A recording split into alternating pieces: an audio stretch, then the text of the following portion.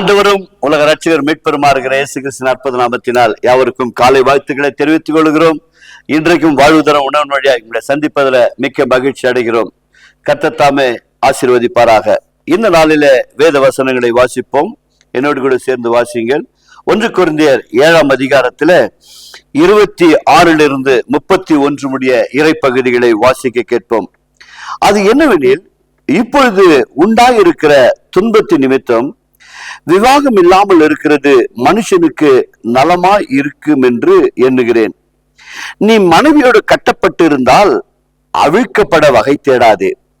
நீ மனைவி இல்லாதவனாய் இருந்தால் மனைவியை தேடாதே. நீ விவாகம் பண்ணினாலும் பாவம் அல்ல, கன்னிகை விவாகம் பண்ணினாலும் பாவம் அல்ல. ஆகிலும் அப்படிப்பட்டவர்கள் சரீரத்துல உபத்திரப்படுவார்கள். அதற்கு நீங்கள் தப்ப வேண்டும் என்று இருக்கிறேன். மேலும் சகோதரரே, நான் சொல்லுகிறது என்னவெனில், இனிவரும் காலம் குறுகினதா இருக்கிறபடியால் மனைவிக்குள்ளானவர்கள் மனைவி இல்லாதவர்கள் போலவும், அழுகிறவர்கள் அழாதவர்கள் போலவும், சந்தோஷப்படுகிறவர்கள் சந்தோஷப்படாதவர்களைப் போலவும், கொல்லுகிறவர்கள் கொல்லாதவர்கள் போலவும், இவ்வுலகத்தை அனுபவிக்கிறவர்கள் அதை தகாத விதமாய் அனுபவியாதவர்களைப் போலவும் இருக்க வேண்டும். இவ்வுலகத்தின் வேஷம் கடந்து போகிறதே. கிருபை உள்ள நல்ல ஆண்டவரே, எந்த ஒரு மனிதனும் திருமணம் ஆகி தன் மனைவியை விட்டு விலகலாம் என்று யோசிக்கவே கூடாது என்று சொல்லி மீண்டும் மீண்டுமா எங்களுக்கு வலியுறுத்துகிறேன் ஆண்டவரே. அப்படியே ஒரு கணவனும் கூட திருமணம் ஆன பிறகு அவரிடத்திலிருந்து விலகி போகலாம் என்று நினைக்க கூடாது என்று எழுதப்பட்டிருக்கிறதப்பா.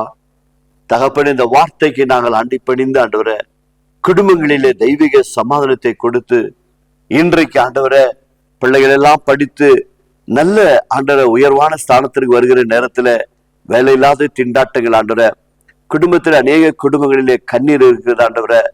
பணம் பற்றாக்குறையினால் கணவன் மனைவிக்குள்ள கருத்து வேறுபாடுகளிலே சுவாமி, வேலையில்லாத காரணத்தினால் பலவிதமான தீய பழக்கத்தினால் குடும்பங்களிலே பிளவுகள் சுவாமி. தகப்பனே, ஒருவசி கூட மனமிறங்கி குடும்பத்திலே ஒரு தெய்வீக சமாதானத்தை கொடுத்து, நல்ல வேலைகளை கொடுத்து, கணவன் மனைவிக்குள்ள ஒரு சந்தோஷம் மகிழ்ச்சி உண்டாகும்படி இது ஆண்டவரே, பிள்ளைகள் எல்லாம் எக்ஸாம் எழுதி முடித்து விட்டு அடுத்த வகுப்புக்கு போவதற்கு தேவையான பொருளாதாரங்கள் தேவைப்படுகிறது ஆண்டவரே. அதற்காக பெற்றோர்கள் எவ்வளவோ வேதனையோடு இருக்கிறார்கள். தேவன் தாமே அனுக்கிரக செய்யும்படியா செபிக்கிறோம் அப்பா. அடுத்த வகுப்புக்கு அனுப்புவதற்கு முன்பதாக அவருடைய தேவைகள் எல்லாம் என் தேவனாய் கர்த்தர் பூர்த்தி செய்யுங்கப்பா. இது உம்மாலே தான் ஆகும் ஆண்டவரே. நீர் உம்முடைய பிள்ளைகளுக்கு அநேகருடைய கண்கள தயவு கிடைக்க கர்த்தர் உதவி செய்யுங்க சுவாமி. எங்களுக்கு எப்படி அநேக காரியங்களில் எங்களுக்கு உதவி செய்கிறீரோ நாங்கள் அதை ருசி பார்த்து இருக்கிறோம் ஆண்டவரே. இந்த நிகழ்ச்சியை பார்க்கிற ஒவ்வொரு சகோதர சகோதரிகளும் குடும்பங்களையும் உம்முடைய அன்பின் கரத்துல ஒப்பு கொடுக்கிறோம் அப்பா. குடும்பங்கள் இருக்கிற கஷ்டங்கள், கண்ணீர்கள், கடன் பிரச்சனைகள் மாறி போகட்டும் சுவாமி. பிரிந்து போகிற எண்ணங்கள் மாறி போகட்டும் ஆண்டவரே.